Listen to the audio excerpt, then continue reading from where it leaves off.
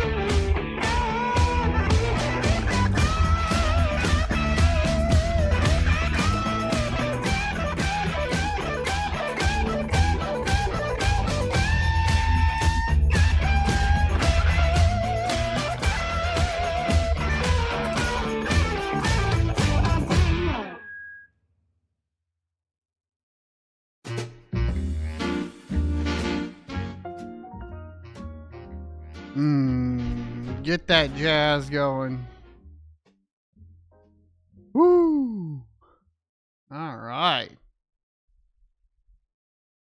Hello and welcome everybody to the Crypto Mining Show, your one-stop shop for all cryptocurrency news from the perspective of a cryptocurrency miner. I go by Matthew in real life and Blind Run on the internet, and today we're going to talk more crypto as always.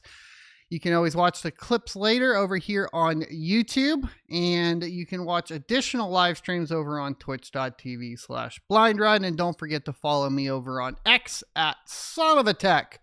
This week, we're going to be talking about the U.S. crypto market structure bill, as well as the Bitcoin ETF purchases, actually out-purchasing what miners are able to produce, which should be good news, of course, for the price of Bitcoin.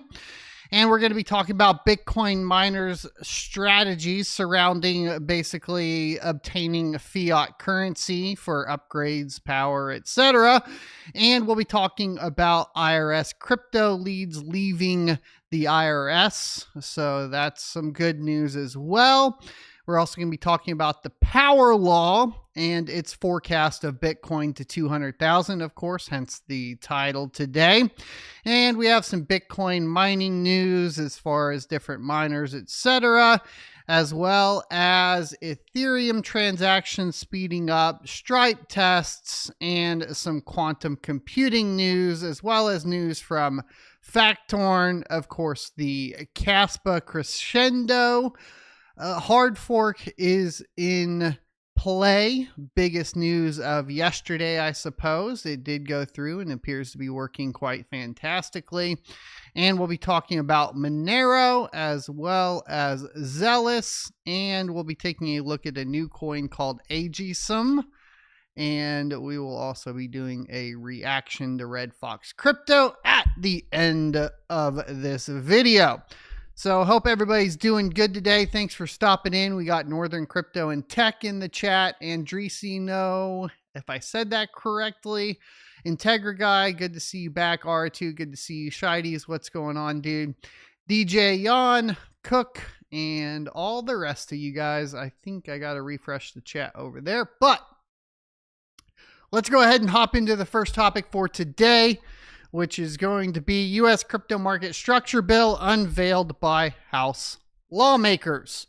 As a successor to the so-called FIT21 bill in the last session, the committee chairs in the House have released a discussion draft of a market bill structure. Crypto's big show in the U.S. Congress has been unveiled in the form of a discussion draft of legislation that would establish for the first time a comprehensive domestic regime for regulating digital assets. The House Financial Services Committee and House Agricultural Committee, both sharing responsibility for the jurisdiction hoping assets, released a working draft of a bill on Monday that Representative French Hill, chairman of the Financial Services Panel, said can deliver, quote, much needed regulatory clarity. Today marks the first step in advancing a comprehensive framework that protects consumers, fosters innovation, and closes regulatory gaps in oversight, said Representative Glenn Thompson, chairman on the Agricultural Committee, which has oversight of the Commodity Futures Trading Commission that will likely have a major role in crypto oversight. Quote, it will give digital asset developers and users the certainty they need and have asked for. On Tuesday, the Digital Assets Subcommittee of both House committees are set to hold a joint hearing on the future of digital assets where the discussion draft will be under the spotlight. So that'll be tomorrow. The draft details the public disclosures that crypto projects will be required to make. It also provides for digital assets developers to raise capital under the Securities and Exchange Commission's watch or to register with the CFTC to handle the trading of digital commodities. Of course, I don't think we've gotten regulatory clarity yet on proof of stake cryptocurrencies as well as tokens. And I think that will determine, what's going to slot in as a security versus a commodity.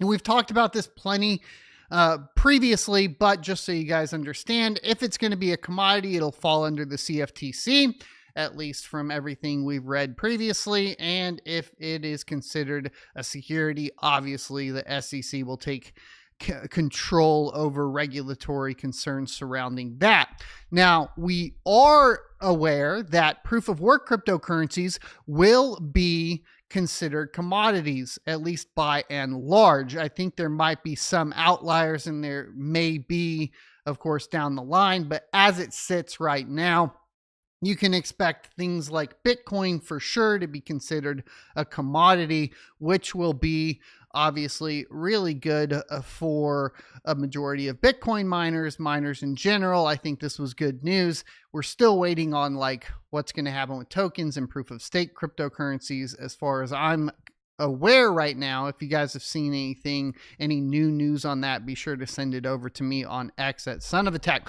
The draft details the public disclosures that crypto projects will be required to make. We covered that. The bill is meant to finally establish clear lines between the jurisdictions of the two U.S. markets regulators, a question that has been the thorn in the side of U.S. crypto businesses.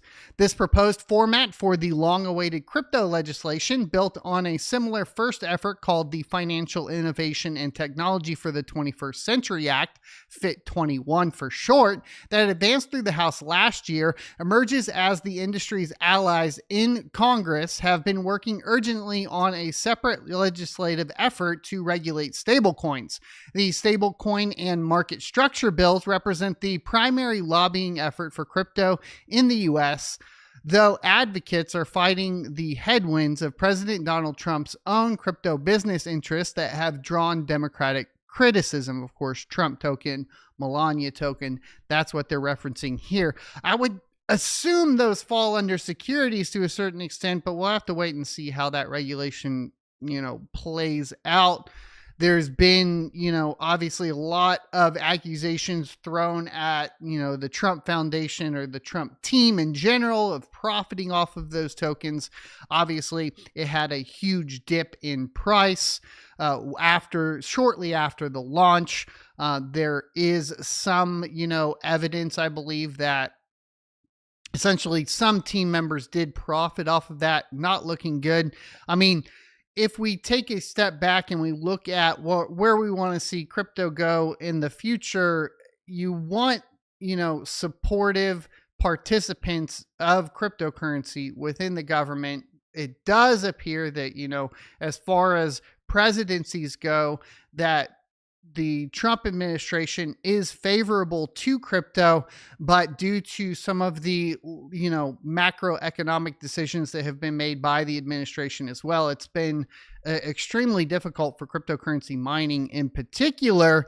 And there has unfortunately been a lot of stolen attention from the Bitcoin market, from proof of work cryptocurrencies over to, of course, the meme coins and the meme tokens. And unfortunately, I don't think that's the best direction to take. And a part of that, admittedly, is the Trump administration's participation within Solana meme tokens at the end of the day. And I don't think that had either one of those tokens had an overall net positive impact on cryptocurrency. In fact, I think it obviously had the exact opposite of that. And so while the administration may be friendly to cryptocurrency in general, the actions specifically surrounding meme tokens, my personal opinion is that it had a net negative effect on the perception of cryptocurrency as a whole. So the Trump administration's, outside the Trump Foundation's participation within cryptocurrency has had a negative impact from a perception perspective. I guess we're kind of being redundant there, but you get what I'm saying. And even though the administration appears to be friendly on the face towards cryptocurrency in general. 3 of the leading crypto lobbying organizations issued a joint statement on Monday urging the Senate to get on with the debate for its version of the stablecoin bill. The guiding and establishing national innovation for U.S. stablecoins, the Genius Act, the leaders of the Blockchain Association Crypto Council for Innovation and Digital Chamber asked for Senate support to, quote, move us one step closer to enacting a bipartisan stablecoin framework. Unfortunately, I'm not so sure that there's any such thing as bipartisan anymore these days. And just by the nature of, the Republicans being friendly towards cryptocurrency might actually be a detriment as far as the overall perception of cryptocurrency in general, just because, unfortunately, it's hard, I think, these days for people to separate party from issues. And it's quite clear that the Trump administration is favorable towards crypto. Therefore, if you're a Democrat, you may be unfavorable towards crypto just out of basically partisan rules and party lines, which is kind of a scary thing that's happening across all of the world and politics and the issues that are at hand. Unfortunately, we don't seem to have as many critical thinkers that will cross party lines for the overall benefit of society. It worries me a little bit as it pertains to cryptocurrency in general, just because there are those strong ties with a very divisive administration right now, right? I'd like to hear y'all's thoughts and opinions on it. Of course, as far as what we're getting, more regulation, more clarity, all this stuff is important. It should be bullish. Unfortunately, we're seeing a very suppressed halving cycle this time. I mean, I think everybody's feeling it. I'm feeling it definitely, as far as the price of Bitcoin is not where, expectations would have led us to believe it should be at this point. We're getting very close to the end of this halving cycle. I believe we have, May now. So, we have 5 to 6 months left there. Really, at the end of the day, it doesn't appear to be as effectual as it has been in the past. Now, it was effectual. It drove us to new all-time highs for Bitcoin, but then we also have the broader scope of cryptocurrencies in general, and a lot underperforming. Even cryptocurrencies that have brought new technologies to the forefront are underperforming, like Caspa. Even like Solana, which is probably the biggest player in general as far as participation goes, is underperforming by a lot of metrics that were predicted for this time in the halving. And obviously, then you have the other side of things where legacy altcoins like Ethereum are falling so far behind that they're not even hitting previous all-time highs. And that translates into, from a mining perspective, GPU mining in particular, that translates across all of the proof of work cryptocurrencies where, Ravencoin hasn't hit another all-time high. And at this point in the market, you would have expected that. And in this part of the halving cycle, Ergo has not hit an all-time high. I mean, I could go down the list of just like not, right? With very few actually seeing any sort of benefit from the all-time high of Bitcoin. And it's just a different world that we live in now, I think, from a cryptocurrency mining perspective. And now that we're running out of time, it definitely makes me question as to how high will this actually go? Will we get an altcoin season, or will it just fizzle out?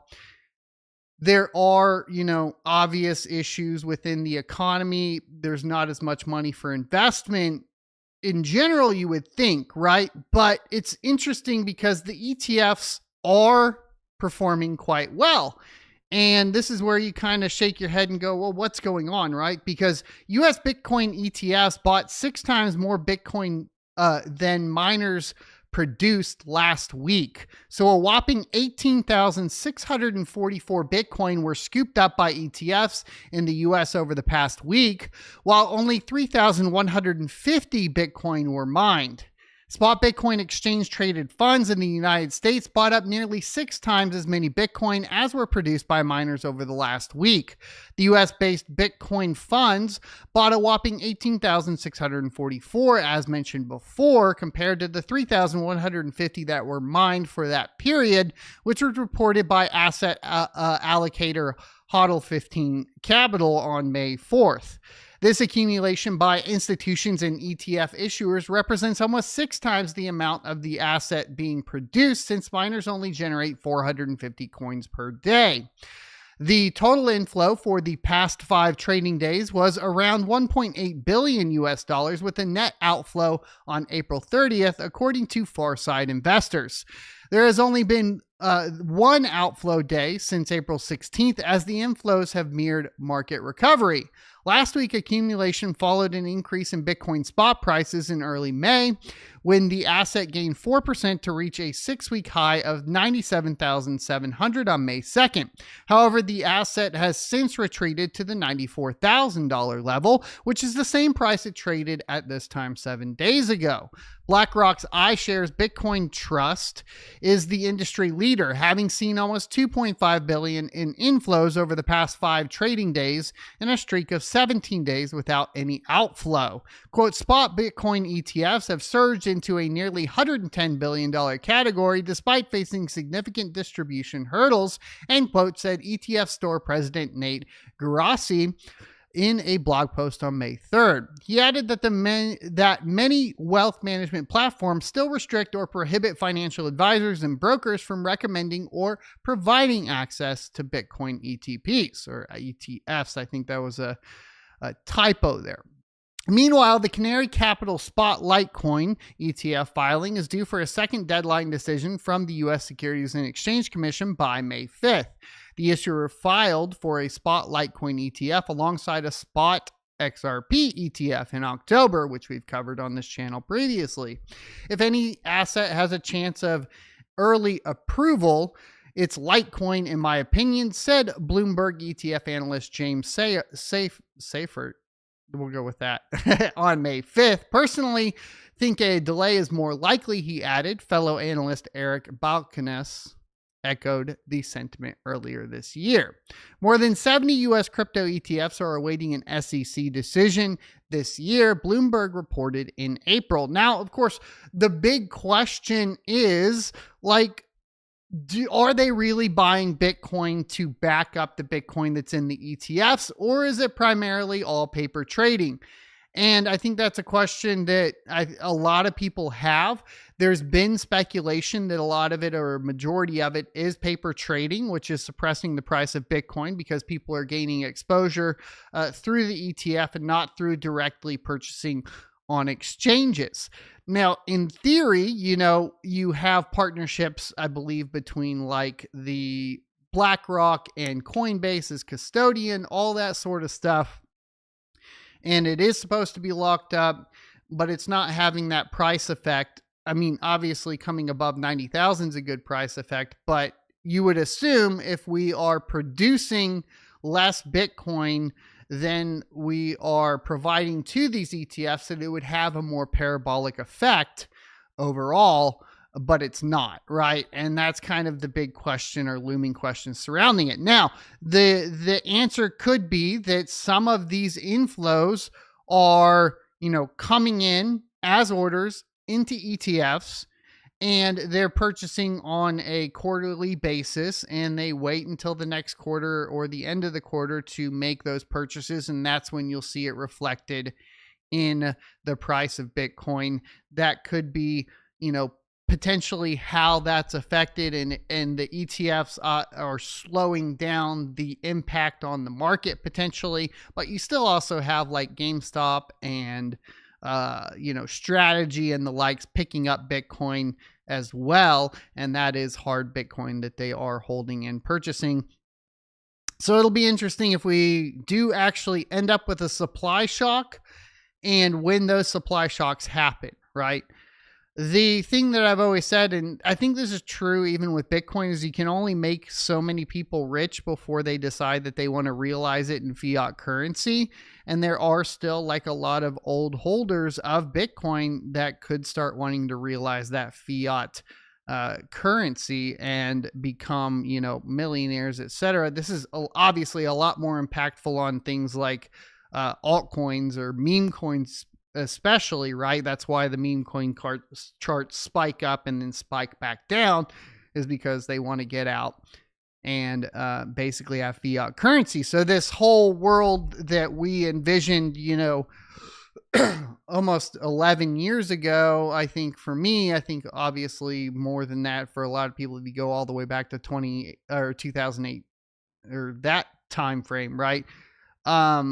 Was that you would end up transacting in Bitcoin peer-to-peer without the third party's involvement.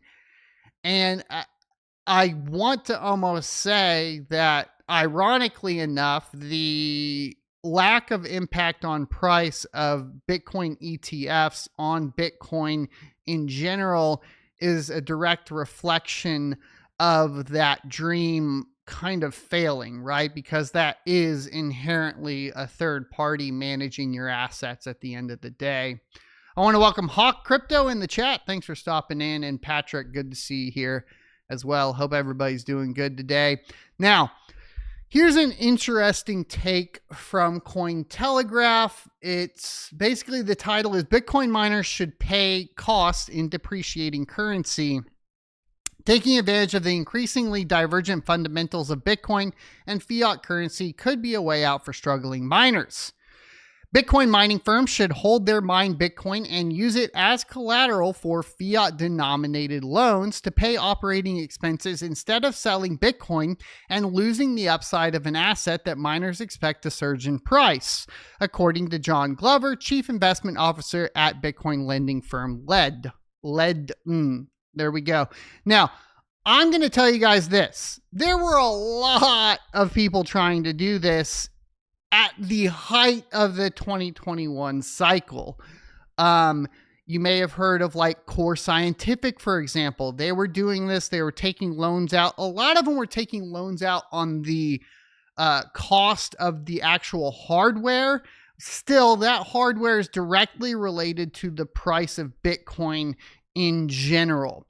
And what they were doing was basically buying a bunch of the hardware, taking the loans out on the hardware to continue to pay for the operating costs, and then continuing to hold the Bitcoin. Well, obviously, that ended up in a lot of bankruptcies at the end of the day. And like I've always said, cash flow is king. And if you can't cash flow, you know, especially these large mining operations, at the end of the day, you're going to go under. Now, obviously, when you're playing with that amount of money, there's a ton of different ways to get bailed out. Core Scientific was able to bail out of that. A lot of other companies were able to get out of that sort of issue.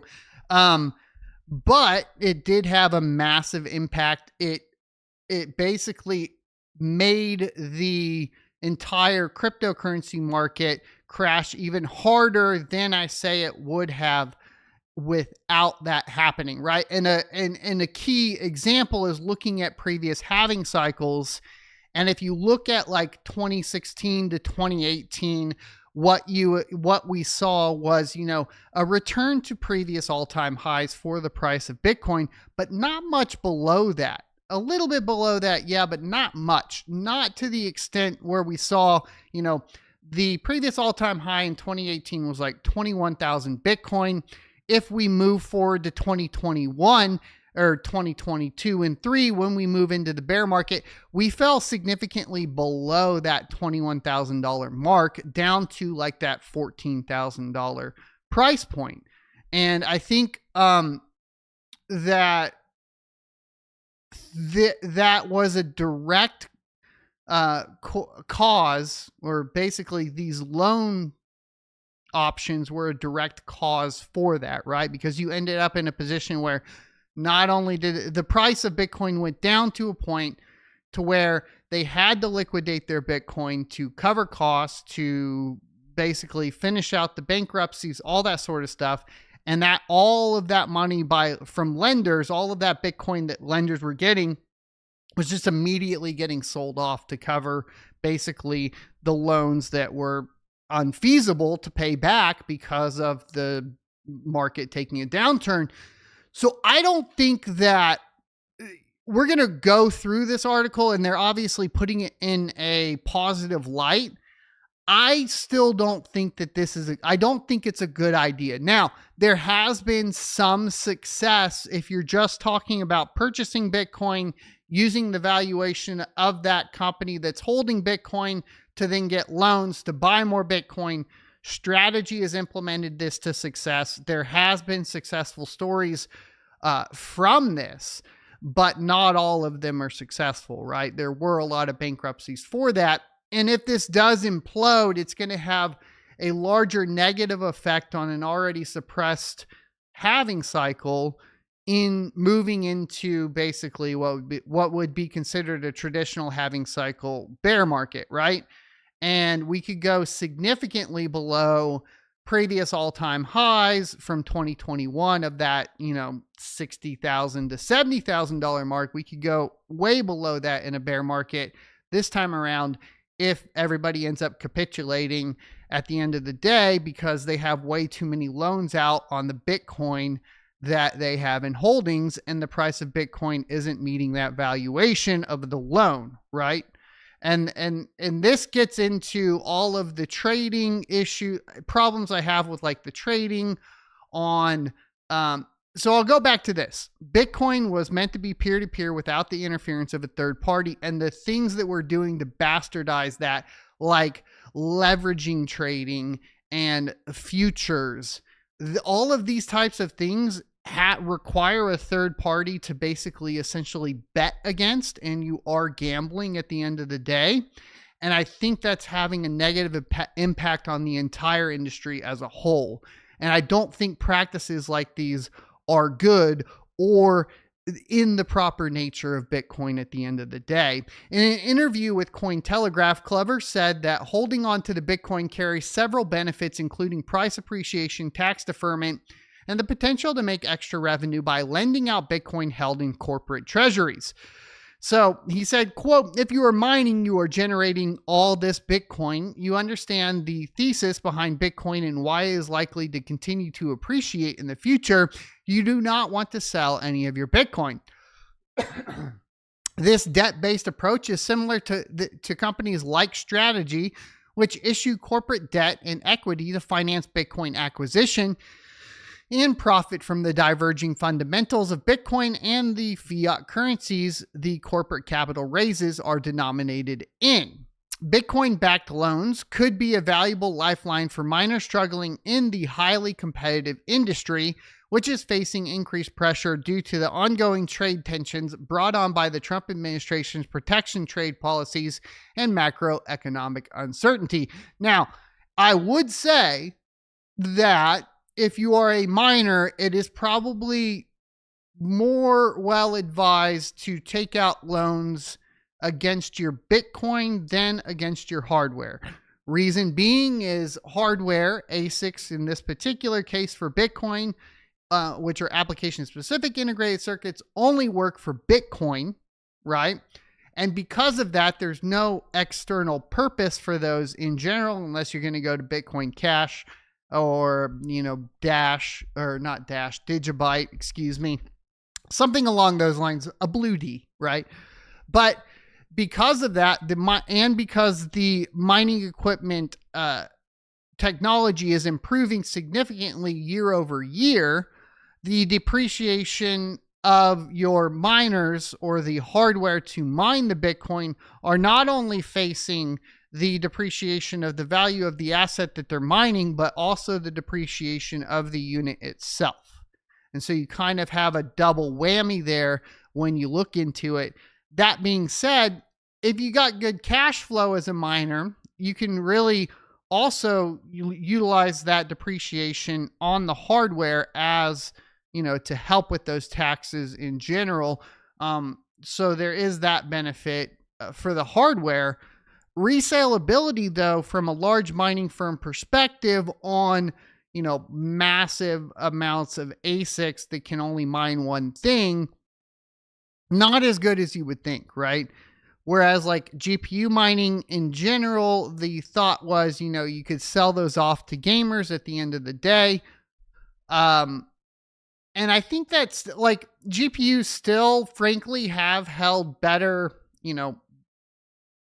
a better value than ASICs over, the previous cycle, even though there's not a lot of GPU mining. And as Sky is asking, is GPU mining dead? We're going to react to a video here in a little bit, and I'll give my thoughts on that. But as of right now, like I said, I don't think taking out loans, against Bitcoin would be more well advised than taking out loans against the hardware that is mining the Bitcoin for those reasons, right? The Bitcoin mining industry is characterized by high competition and capital costs that increase over time as more powerful computing resources are used to mine blocks and secure the network. President Trump's sweeping trade tariffs have cast a cloud over the already competitive sector, raising fears that import duties will raise the cost of mining equipment like application-specific integrated circuits to unsustainable levels, which obviously has been a big issue. I think if you go to like any miner website, let's go to BT Miners. I think if you go to any ASIC sales and you click on a miner, I think they have, they all have these warnings like due to uncertainties in new tariff regulations, packages for the USA addresses will need to be directed to BT Miner's New York office first before shipping to customer. This is to reduce any complications in tariff filings and payments. So there's a lot of things people are doing to work around this. Obviously, we had Bitmain open up a US office for this in particular to kind of try to get away around this. There's also things being done, on the docks themselves. There's a lot of stuff going into this to figure out ways around it, but it's still pretty unclear as to like what the answer is going to be on that and how much it's going to affect it or impact it at the end of the day. Excuse me. Mining firms collectively sold over 40% of their mine supply produced in March of 2025 amid the heightened macroeconomic uncertainty and fears that the ongoing trade tensions will cause price increases across the board. According to the Miner Mag, this 40% sell-off marked the reversal of a trend that began post-halving in April of 2024 and represented the highest monthly Bitcoin liquidation among miners since October of 2024. Now, a lot of this was probably already built into the business plan for a lot of the miners, right? A lot of large miners have been running off of the price analysis and timing of the halving cycle.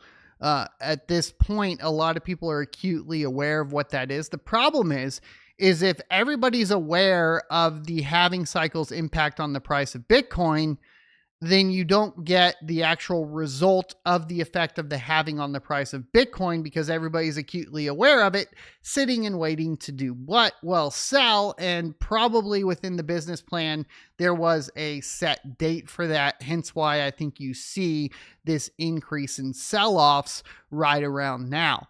And I think you'll see probably a lot of people waiting to sell off in October, November, and December timeline of 2025 now. And I think we'll just continue to see a suppression of that because if everybody's aware of the way, the halving cycle impacts price and everybody's basing their business strategies off of that, then you can't have that business strategy work anymore, unfortunately, because, well, everybody's doing it, right? And I think that's just like a fact of the matter with the halving cycle and why we're seeing the suppression of the price of Bitcoin is because everybody was planning on selling now anyways. And what are they going to do if they're locked into a business plan and they got to generate that revenue? I know some people, like some miners, are adjusting in different ways. Some are adding high-powered computing. Others are adding in mining alternative cryptocurrencies, whether that be on the script miner side of things or the Caspa miner side of things. There have been some diversification there.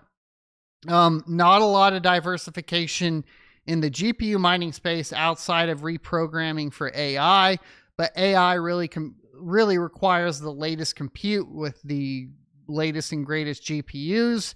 And you're not going to outcompete, Google, X, Microsoft, and so on with their data centers.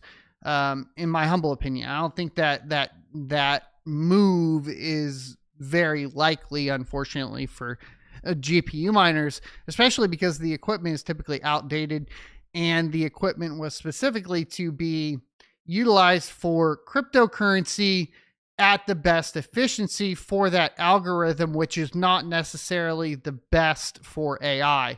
Take, for example, you can take any crypto mining specific card like the CMP170HX. Yes, it can be repurposed. It can be gamed on to a certain extent. It can run some AI, but it's not as efficient and powerful as, the H100s or something along those lines. They're specifically meant for that, right? Now, there's a lot more that impacts cryptocurrency in general and the price of it, and obviously regulatory concerns surrounding it is a big deal, especially with the IRS. And the IRS has obviously been having a lot of layoffs, but they're also getting rid of two key directors working on crypto initiatives. The names were Seth Wilkes and Raj Mujeri, I can't say that word. I can't say his last name. I apologize. I don't know too much in Indian there. On Friday, after they accepted deferred resignation offers directed by the Department of Government Efficiency, Doge for short, being run obviously by the Elon Musk team. So they both went to the IRS from the crypto industry and are technically still employees with the IRS for the next few months, but they are on paid administrative leave as of Friday afternoon. Two people familiar with the situation told CoinDesk. President Donald Trump's administration, through Doge, offered deferred resignations to a wide array of federal employees earlier this year. So not to be confused, they aren't firing them. This was just a part of the deferred resignations. Wilkes, who previously a vice president at TaxBit, and Mujeri, God, I can't do it. I can't do it. I'm sorry. Who was previously Consensus and Binance US's head of tax, both joined the IRS Digital Asset Initiative in February of 2024 and were tasked with helping the IRS build a better approach to crypto taxation, including leading the agency's efforts to build reporting, compliance, and enforcement programs for crypto and coordinating the industry. They worked on an updated 1099-DA tax form shared last summer to aid U.S. persons with filing taxes tied to digital asset transactions. The pair also oversaw parts of the agency's efforts to draft tax rules for the crypto industry. The IRS finalized one such rule, imposing certain data collection requirements on DeFi brokers in the waning days of the former Joe Biden administration. This rule was overturned by Congress earlier this year under the Congressional Review Act in a joint resolution signed by Trump. Wilkes was the IRS's executive director of digital asset strategy and development, while this guy was the executive director of the digital assets office. Both people who spoke to CoinDesk noted that the two officials had accepted voluntary buyouts, but that these deferred resignations came ahead of expected cuts to IRS staff. More than 20,000 IRS employees signed up for the deferred resignation program, reported by the New York Times last month, with these employees being put on administrative leave through September. Obviously, it was a fantastic deal. They got like severance for like 8 months or something insane like that, and administrative leave. You kind of be crazy. I mean, in my humble opinion, if my work came to me and was like, look, we're about to do some layoffs. What we're going to do is administrative leave. You'll get paid for the entire time, and that'll give you time to find another job or whatever. Of course you're going to take that. It's a great deal. Well, I think in general, that's my opinion on the whole thing. Obviously, I'm happy that we're cutting IRS agents in general, because libertarian at the end of the day, by and large. I mean, obviously, I think that there's a lot more nuance to that. But, I think taxation is theft. That's kind of my stance on the whole thing. And it doesn't seem to improve anything. It just seems my money disappears at the end of the day. That's my perception. I could be wrong. But, it is what it is. Sky was asking, how does mining with AI work? You don't mine with AI. Essentially, you run models, and people can rent your rigs through platforms like Salad, through platforms like Vast AI. There are crypto-related projects as well, like Clore AI, which allows you to rent, your rigs to run AI models with Bitcoin, etc. The hard part about it is, one, the GPUs are, it's obviously a very competitive market. You want to have like the 5090s, 4090s, and at the very least some 3090s, right?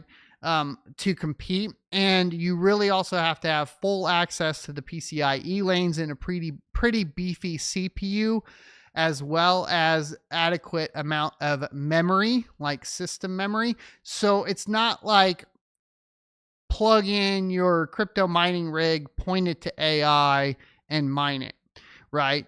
And depending on, like, it's a lot more competitive too, because you have a lot of individuals that, are getting into it, and they may have, epic servers with 5090s and the latest and greatest. And, you're trying to run off of a Xeon in, I don't know, one of the new Octominer X99 boards, or, maybe you have some old Threadripper. Like I have an old Threadripper that I set one up on.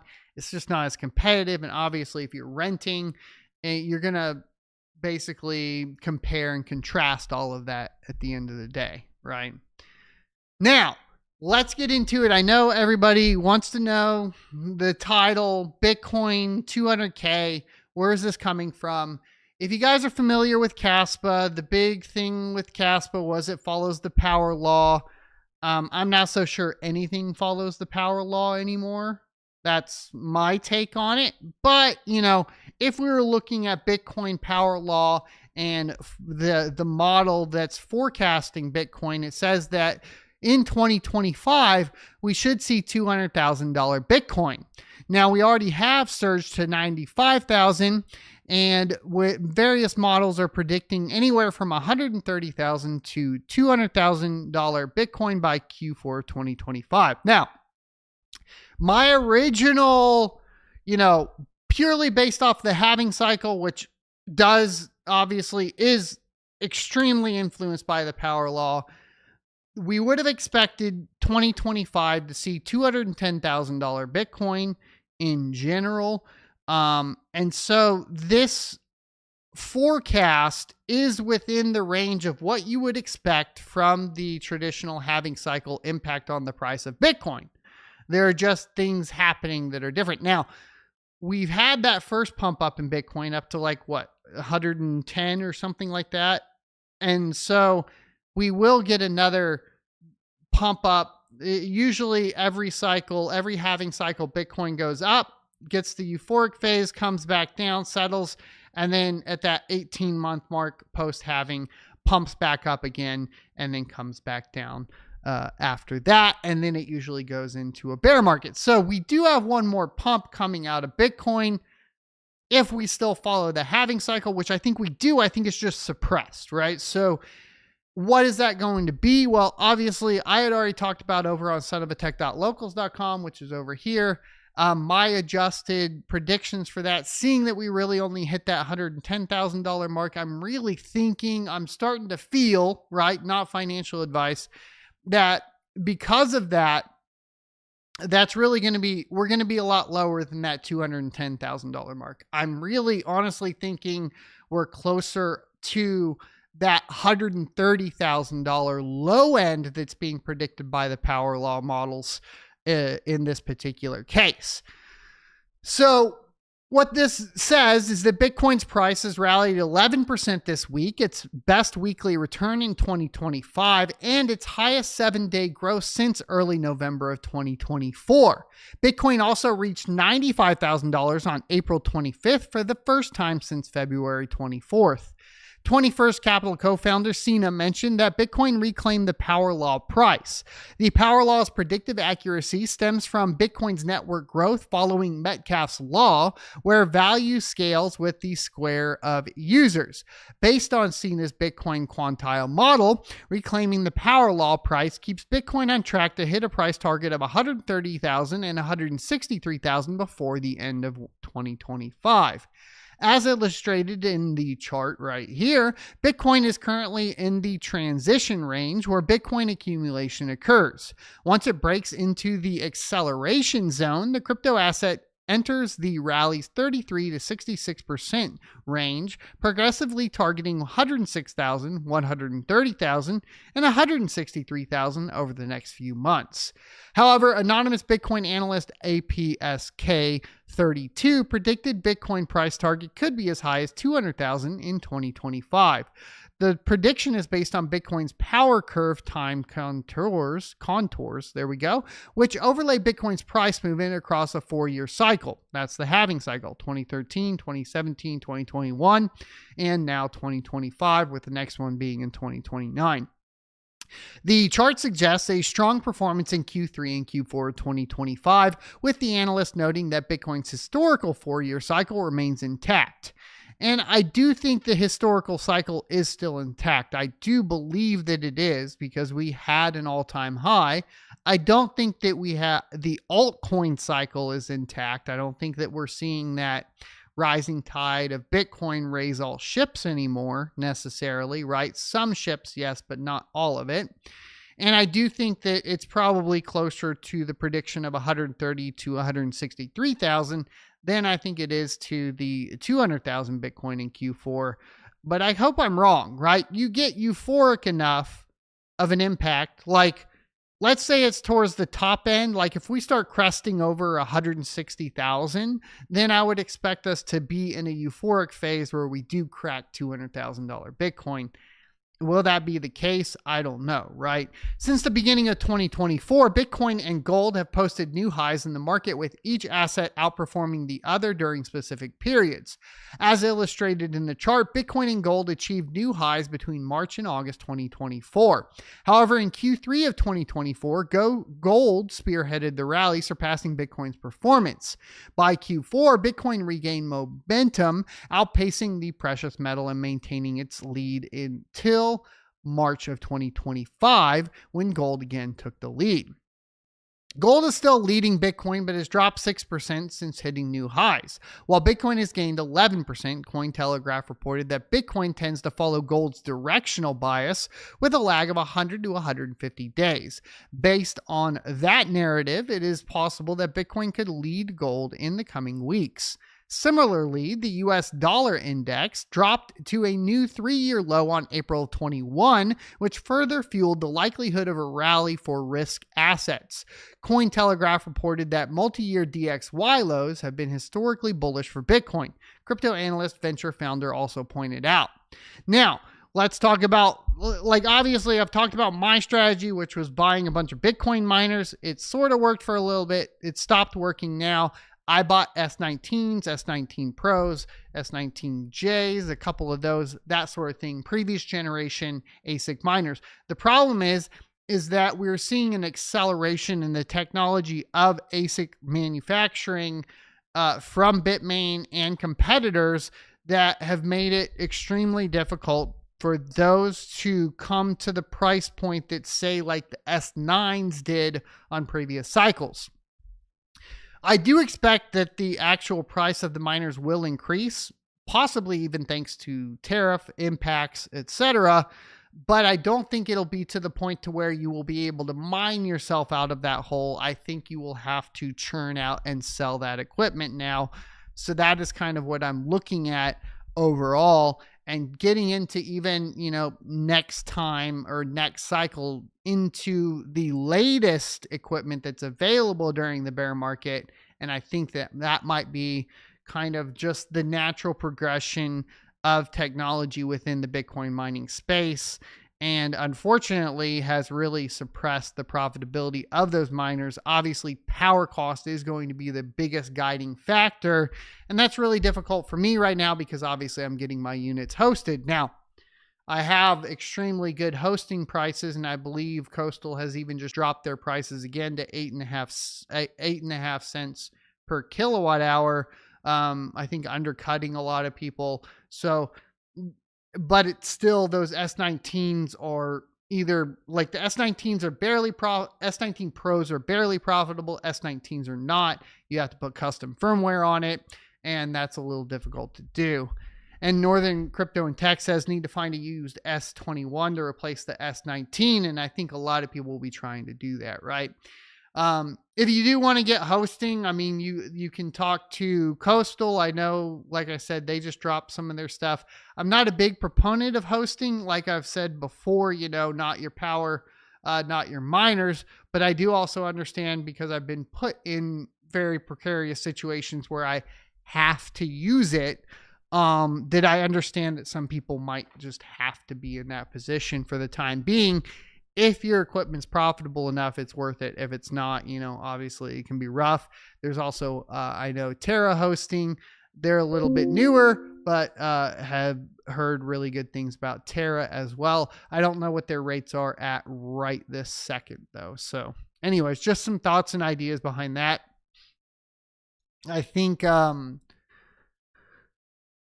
there's going to have to be getting into energy, obviously, at the end of the day to really be, I think, competitive within Bitcoin mining in general, or into ASIC manufacturing, right? Those are going to, like, selling the shovels or selling the power for the shovels, right? That's going to be where it's really at the end of the day.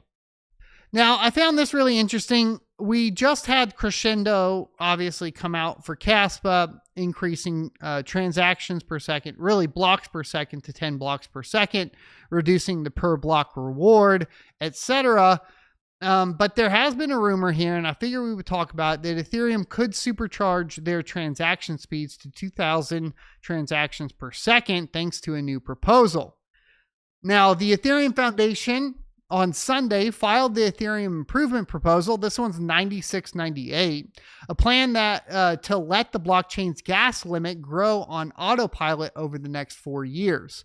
Feist is best known in crypto circles for his efforts in scaling the Ethereum network. The Dink sharding element of the network's Dencum update was named after him. The EIP introduces a deterministic exponential schedule baked into client defaults, which nudges the gas limit upward by a tiny preset amount every epoch. These predictable gas limits increases allow current validators to keep their machines up to speed, cutting the need for sudden upgrades. If approved and implemented, the gas limit ceiling would climb from 36 million units to roughly 3.6 billion units, allowing an estimated 6,000 simple transfers per block and over 2,000 transactions per second. Ethereum's current TPS is around 15 to 20 transactions per second. A big note here, I think, if I understand this correctly, is that your fees are going to go through the roof, though, too, which could be problematic for obvious reasons, as Ethereum still has fee issues at the end of the day. Client teams would still need to ship the code and leave the setting on by default, while operators could manually override it. Quote, the current gas limit mechanism relies on miner operator voting, which lacks coordination and predictability. This is written in Feist's GitHub. While flexible, this approach can lead to stagnation or overly cautious increases. By introducing a predictable exponential growth pattern as a client default, this EIP encourages a sustainable and transparent gas limit trajectory aligned with expected advancements in hardware and protocol efficiency. The proposal sets an activation point at Beacon Chain Epoch 369,017, roughly June 1st. An epoch lasts 6.4 minutes and consists of 32 slots, each containing a block which stores data and adds them to the chain. EIP 9698 now awaits review by client maintainers and core developers. If they flip the switch this June, Ethereum's throughput curve could look very different by 2029, no hard fork required. The proposal comes as Ethereum faces competition from a bloated landscape of blockchains that offer faster settlement times and significantly lower fees. In recent years, this has led to an exodus of financial activity and users to other networks. I don't think that, even if it's a predictable fee, gas fee increase, I think, well, so here's the elephant in the room. I'm not so sure we need a bunch of transactions per second at this point. Except on, like, yes, we do if there's demand there. I'll preface that. The fact is the demand's not there for it.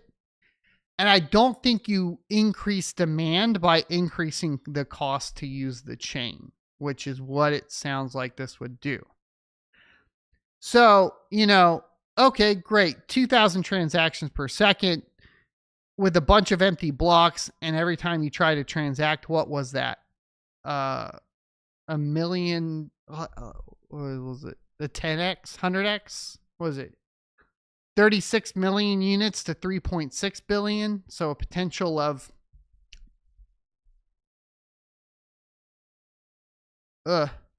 let's see, that would be 1,000, right? 1,000x potential in fee cost over the next 4 years. Is that right? I don't think that could be right. I don't know. Anyways, it also sounds like this is going to be contentious as crap to me. And it's client side, so you don't have to participate, which, as we've seen in the past, if you don't force participation on these types of things, it can cause a bunch of issues. What do you guys think about it? Should Ethereum, increase the cost to use the blockchain to increase transactions per second?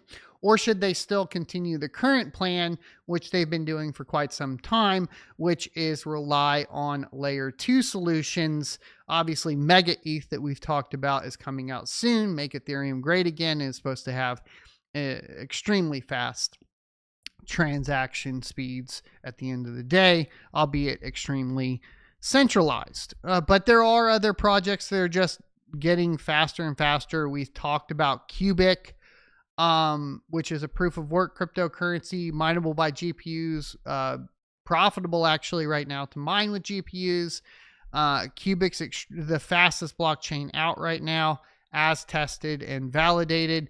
You also have the Crescendo for ASIC mining with Caspa, which has increased the blocks per second to 10 blocks per second and, made it one of the fastest. I think it's even faster than Solana now at this point.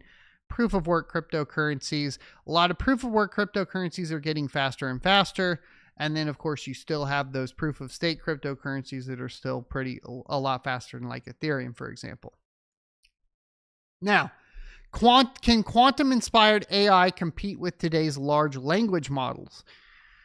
And I know I think actually today we're going to skip this. I'm going to save this for another day because it's not necessarily specifically directly related to cryptocurrency. It is related to Dinex. But I want to do some more research. I actually read through this. I was going to share it today, but then there were some questions I have that aren't answered by the article and I couldn't find in Discord or anything. It is written by Forbes and it is covering Dinex. So I think it might be something that you want to pay attention to. Basically, by that, I mean pay attention to Dinex at this point in time because it is getting covered in Forbes. He is just a contributor, and, it's not as big of a deal, but, I think it's important that I at least mention it. Also, if you do a little bit of research on this and can give me some more insight, I would appreciate it. I just don't feel confident enough in my understanding of this in particular to address it right this second, right? That's just my thoughts in general. That being said, we got Crescendo to talk about, and here's Cas.FYI. I'm sure you guys have seen this through my tutorials in the past.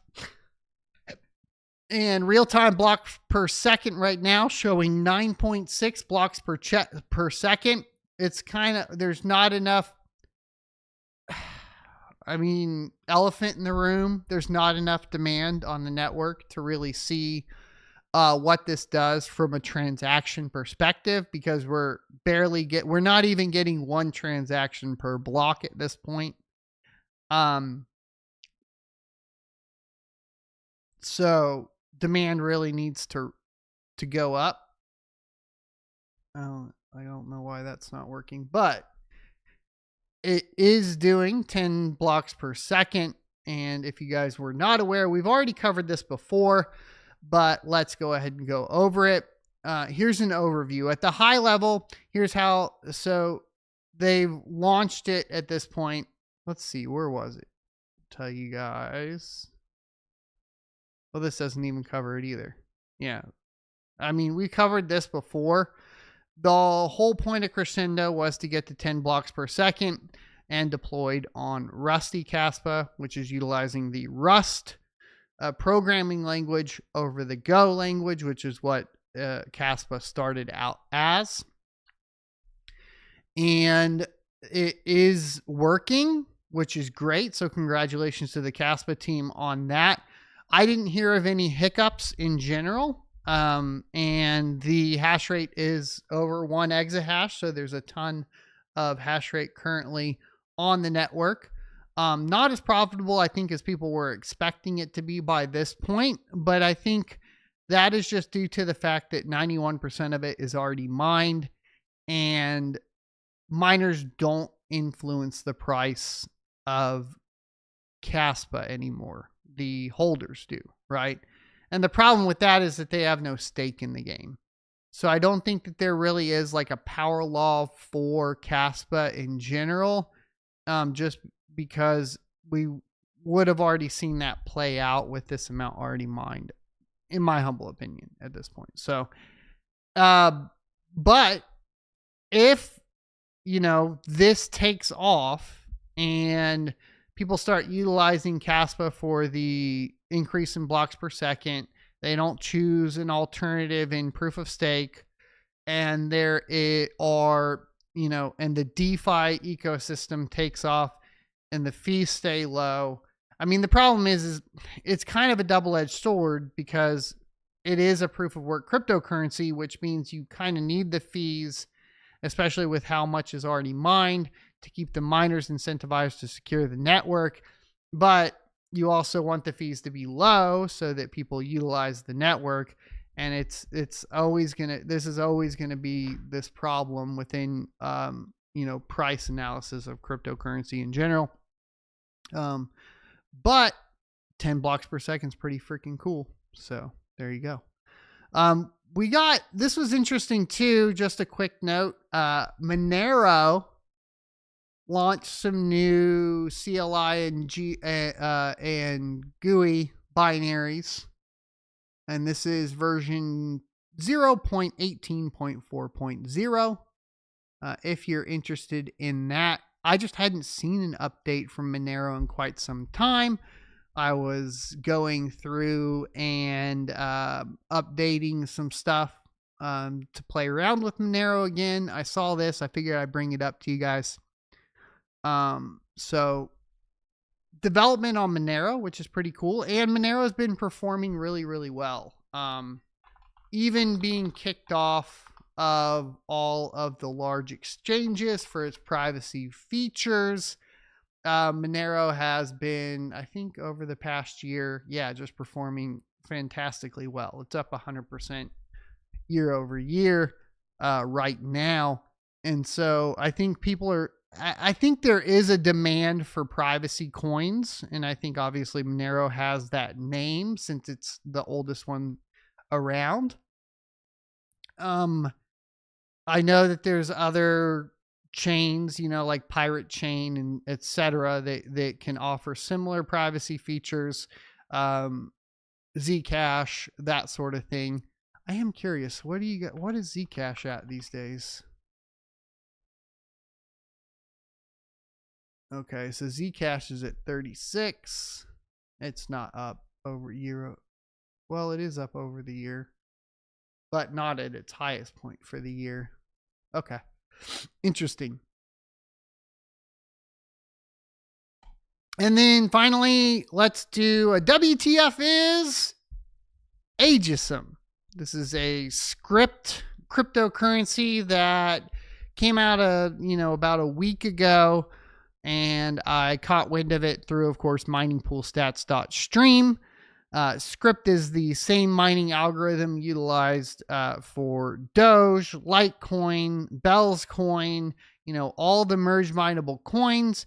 It supposedly, my understanding is thanks to Zerg pool and thanks to the algorithm, it can be mined at the same time as part of the merge mining.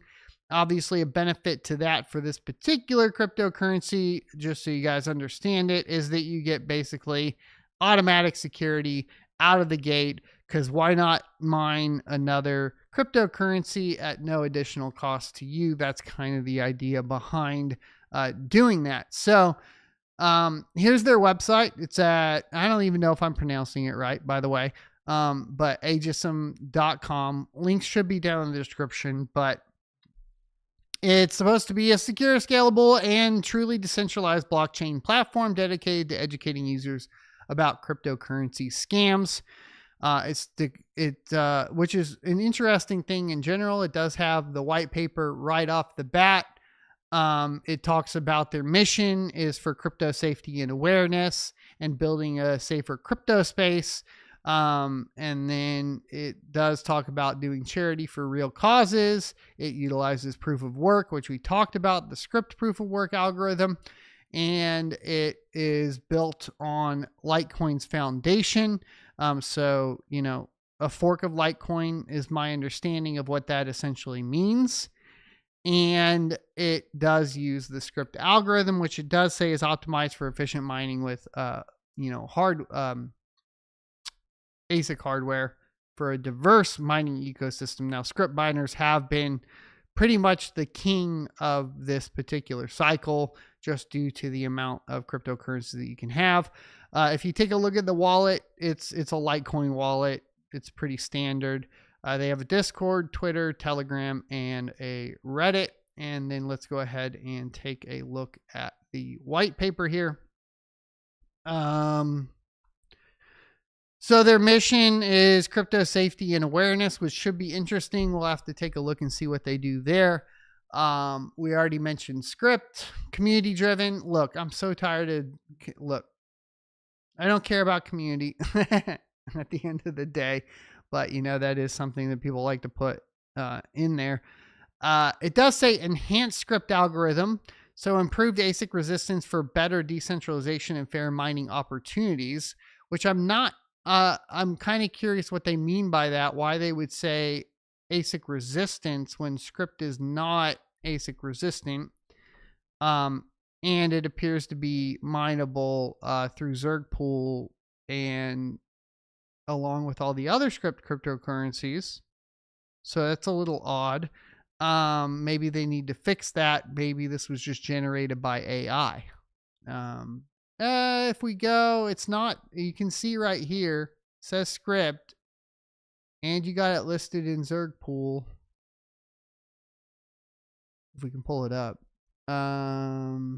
ZA. Right here, let's take a look as well.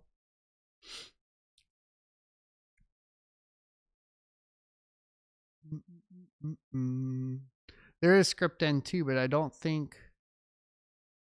There it is, AGS. Yeah, so it's not Script-N2, it's script.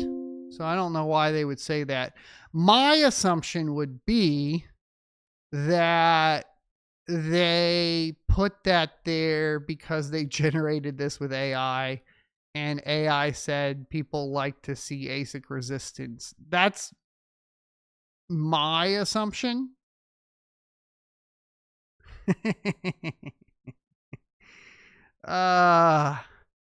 Anyways, so yeah, it definitely says algorithm script. We can see that you mine it with script by going to the mining pools. The ticker is AGS, and it's got the RPC points. The block reward is 500 coins and a halving every 100,000 blocks, and a target time. Let's see. 9-minute blocks.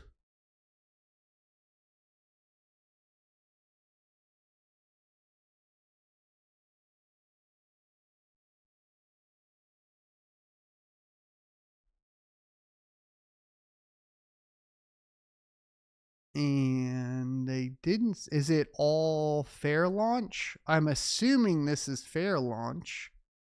Is there an explorer? Ha ha ha ha. Explorer. There we go.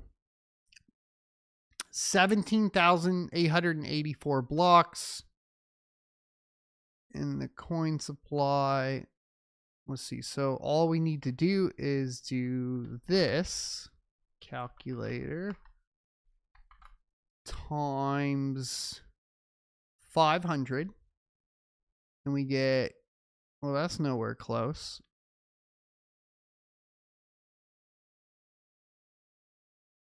We get 8,942,000, and they say the coin supply is at 11,540,000, which would tell me that it's not fair launch, correct? Because otherwise, the coin supply would match the block height, which in total number of blocks, times the block reward, which is mentioned in the white paper of 500. And you can see here it's at 500. So there is definitely something going on with either not somebody has extra money somewhere. Ha ha ha ha. Clint Diamond. Here's the developers.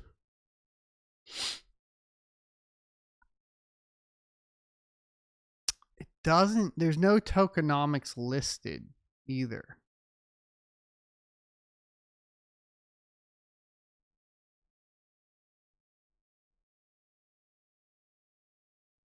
Trying to is it Ox proof of work or true script? It looks like true script. You might have to look at it for me, but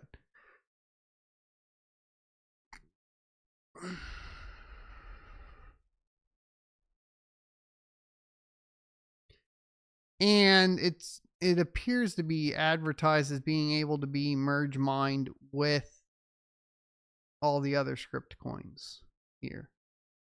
Anyways, they also seem to be, there's a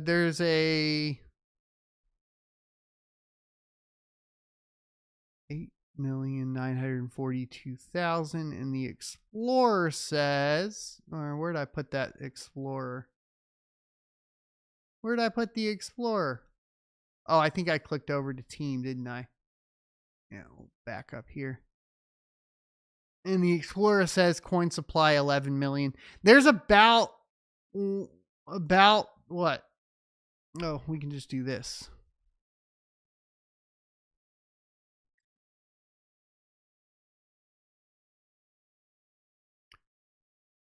There's a 2.5 million coin or token discrepancy, which would be about 25%, right? 20%? Trying to do the math here. Yeah, 20%. So there's about 20% of the total supply is unaccounted for. And I don't see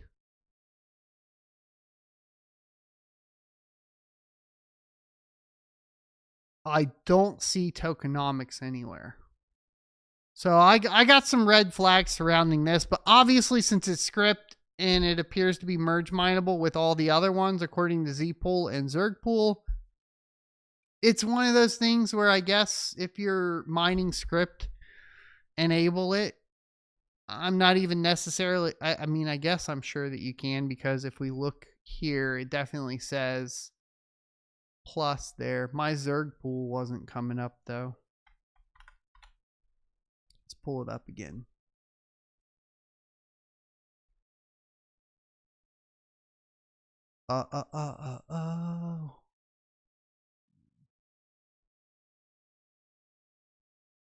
Go script.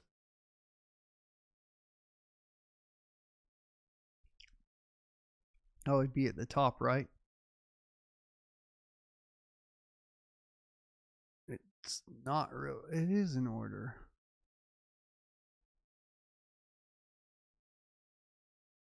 There it is. Yeah, so it's definitely looks like it's script. As far as I can tell. B More said, I mined a solo block of Caspa for 5.8 Caspa. I'll be rich soon. Congratulations, sir. Congratulations. Yeah, the solo mining feels not as fun anymore, huh? It is what it is. If you guys haven't heard of Red Fox Crypto, he's another cryptocurrency YouTuber here on YouTube, obviously, because he's a YouTuber on YouTube. Make sure you guys go subscribe to Retro Mike in chat as well. But I'm going to react to the end of GPU mining era. And because obviously GPU mining has not recovered this cycle, unfortunately. And I want to see what he's got to say. Today's the day. I got to get this done. I've been putting it off and procrastinating because it's going to be a tremendous amount of work, and I think I'm going to be a little sad about it. But what I got to do is get all of this stuff cleaned up that's out here in the garage. None of it is mining right now. It's all offline. And so it's time to get it all cleaned up and bring it down in the basement. And that doesn't mean that I'm not mining right now. What it means is that all the miners that I have online are actually in the house, and the house is getting warm again because it's spring. Temperatures, I think, are going to hit like 80 degrees Fahrenheit today. And so I got to get that stuff rotated out here. This stuff inside in the basement just to start sorting through it all and figure out what I want to do. A lot of it is way past the days of profitability. So I got to do a lot of work. But that doesn't mean that I'm not mining. It just means that I got to move some stuff around. This one I'm worried about. Clickbait, dude. Of all of them. This one hasn't been opened probably 3 to 4 years, and those cards might be in rough shape. We'll see. We'll see what's going to happen with that. But what I got to do right now is set up some kind of workstation out there so I can start going through these cards, this is just through these miners, and just see. I know Red Fox usually does more talking videos. Who's going first? So I was expecting that. See. As opposed to basically vlog style, Red Panda style video. Maybe we'll start with, this one. Let's start with this one. I don't even know what this is. We're going to check it out here in a second. Got the table set up. What is this thing? Gold shell. The original mini Doge. I got one back here. The only thing I noticed on this, which is probably going to be true for it's not mining. Most of these, you see how that fan guard is kind of like rusting a little bit. I don't know if I could take a wire brush to it. It's probably not worth it, but we'll see what the rest of the rigs look like. Otherwise, it's in pretty nice condition. All right, who's next? Let's just go with this one. And I do realize this video would be 3 hours long if I took this approach to everything, so we'll go a little faster. But I'm curious with some of these older ones because I don't remember actually what they are. Let's see, what is this? Gold Shell KD box, Cadena miner. Wow. This one, same kind of deal. Decent shape, just the rusting on the outside, but everything else looks really good. What's going to happen with all these? Like, does this all just end up in the trash, or is there something we could do or organize to like repurpose this shit? Let's clean this one up. One of the reasons I'm doing this too is though we're in the garage, I was expecting it's a attached garage. Head. It's not a conditioned space, and the doors are open and windows are open and closed all the time as I come in and out of here. Let me unplug from this. I don't want anything to get rusted, especially like GPUs. I don't really care about these KD boxes so much. Melted down? Is that it? Just melt them down? That was a while ago. I'm still using it breakout board. It's probably a bad idea. So I don't really care about these boxes necessarily, but the GPUs and stuff, they have resale value, whereas these probably don't. So I don't want those getting corroded or anything. I've already lost a few that way. So let's get these cleaned up. I do have to hand it to Gold Shell on these ones. They look essentially brand new after years out there in the garage. Like, really nice condition. But they don't make any money anymore. Time for the Black Miner F1 FPGA. Is my first FPGA ever. Last thing at mine, I think, was Caspa before it went ASIC, and it made money again with that. But this thing is sentimental to me. Let's see what kind of condition it's in. We'll bring it out there.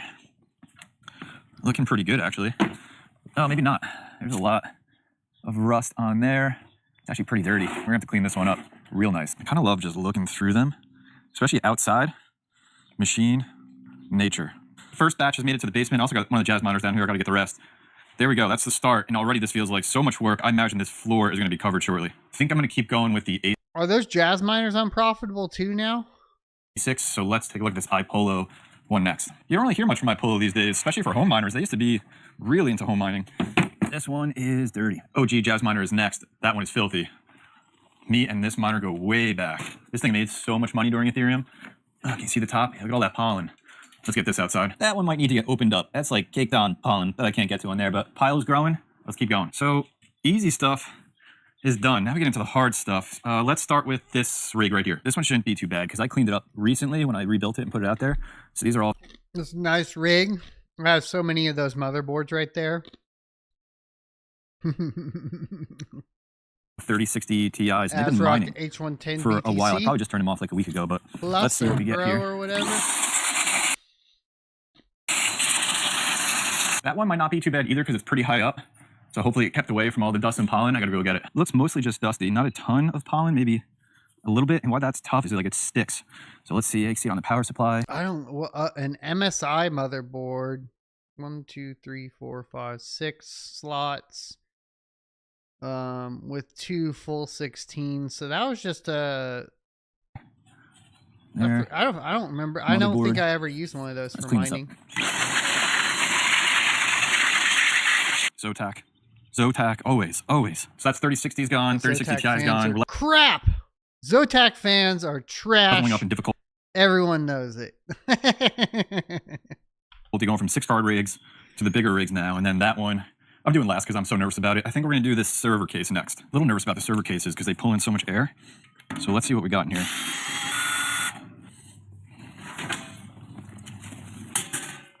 Not looking too bad. These are all 6600 XTs. Yeah, those are nice.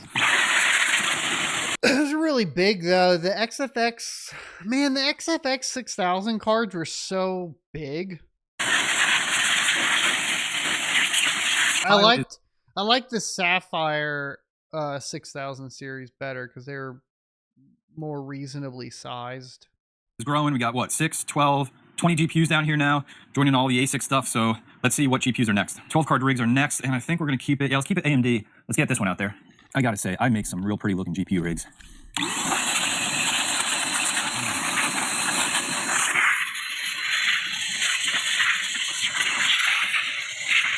6600 rig is up next, 12 of them, and this one's in rough shape. Look at the ports. I think these were in a server case before this rig.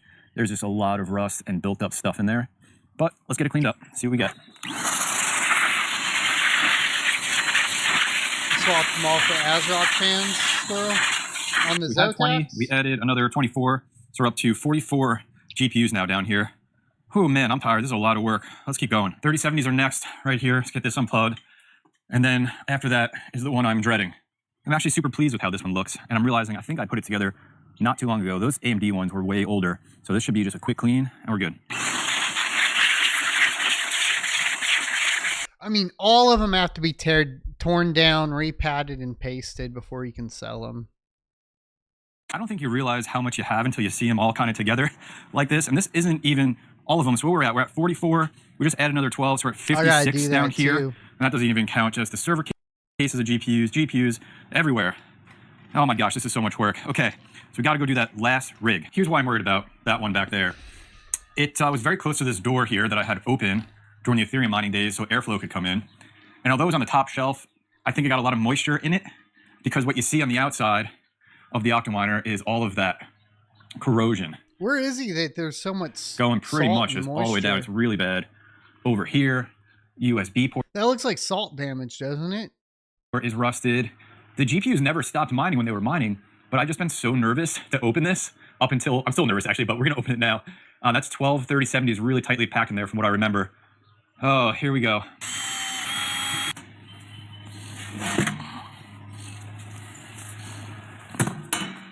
Those white gigabytes. Those white gigabytes will sell good if you clean those up. People are always looking for white cards for builds. Like straight up, those are probably the most value. Those probably held their value more than anything else that he's shown so far.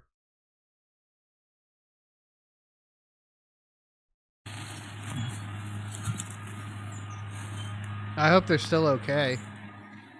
The white cards, like I sold all my white cards already. People buy those things up so fast. So it's kind of hard to tell right now with them in there, but a couple things I see. You can see the corrosion back there. That's the worst. Some rust in there. I like thermal pads and then graphite because the putty is a mess, dude. I'm not a fan of putty. You can see all the oxidation on the top here. That's okay. These cards, the white ones, you see. I don't think painting works like that. The fan is just disgusting down there. Rust on some of the screws. I mean, there. if you can do it clean, and it looks factory, I mean, probably a good idea. They're not great. They're not great. See the rust on the screws there?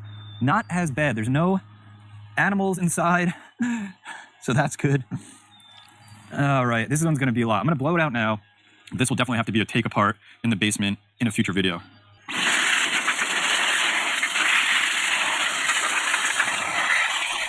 That's all of them. All right, so let's see. All the rigs. So just like a note, when you're blowing out your rigs and fans, you want to either hold the fan still while you're blowing over it, or at least unplug them from the device. So the reason is it's not that you have wear and tear on the fan, which, I mean, you could technically argue that, right? But not as much of a big as a deal as that when you spin the fans, you force voltage back into the fan header, and you can short the fan header out, and in some cases you can short the entire device out. So that's the real risk with the fans. So let's walk through them here. Those are the 3060 Ti's, 6600 XTs, 3060s, 6600 XTs, 3070s, 6600s, and all 3070s. I got the other Jazz miner down here as well. So there's 3 Jazz miners, and then the miners from earlier in the video. So let's do a final count on GPUs here. So we got 6 is 12, Correct, Texas Legend. 20. That would be another 12. So we're looking at 32. Plus another 12 is going to get us to 44. Plus another 12 is going to get us to 56. Plus another 12 is going to get us to 68 GPUs moved over from the garage down here. That was so much work. Let's wrap up this video. I'm so beat. That was an incredible amount of work, long overdue. I'm so happy it's done. I'm relieved. So next up, I just got to clean up the racks in the garage and then move some of the miners from down here out there because it's hot down here. It's 80 degrees. I thought he was going to talk about GPU mining, like the end of it, and give us a whole spiel. It wasn't what I thought it was going to be. It was more like a vlog style. But I'll definitely like the video and share it with you all. Maybe I need to vet the videos I'm going to react to a little bit more beforehand. But make sure you guys go like the video. Give them some support. I'm going to call it for today. I hope everybody is having a wonderful week. I have surgery on Thursday.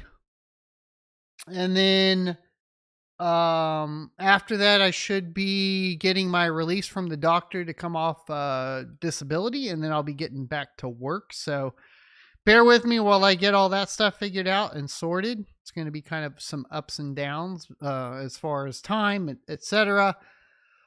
And I hope you guys have a good week. Yep. I'll see you next Tuesday. Don't forget to follow over at twitch.tv/blindrun. Probably be playing some video games at some point this week, I think. Maybe tomorrow night, but I'll see you next Tuesday. Peace.